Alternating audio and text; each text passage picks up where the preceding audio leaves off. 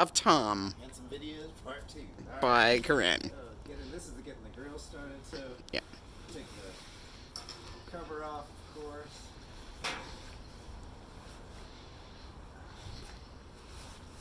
That'll usually be off, but take this off. Okay. Find somewhere to hide it.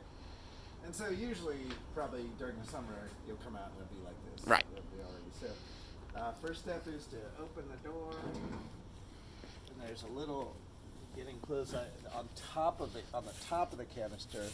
There's a valve that you're going to turn counterclockwise. Okay, so I'm turning that counterclockwise. That's letting the gas out. Okay. And then come on over here. All right, so you push this knob in and turn it to low, and then hit the start button. Now, I'm holding this in for like 10 seconds before I let it go, Okay. and then I'm going to let it go. Okay. And that's it. Okay.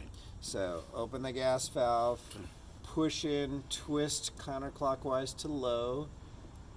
You'll hear the gas. Hit the igniter and continue to hold it in for like 10 seconds. Once it gets warm, then you can let it go 10 seconds, and then you're fine. Then you can turn the gas up. Okay. It's down. Okay. Oops, I guess that's down. Oh yeah, the other way. So you can. Oh. I guess that is high. Oh well. And then turning off. So when you're ready to turn it off, you push it in, twist it to off here. Okay. Okay, and then go back in and reach on top and turn your valve counterclockwise, or sorry, clockwise, off. Okay. That's it.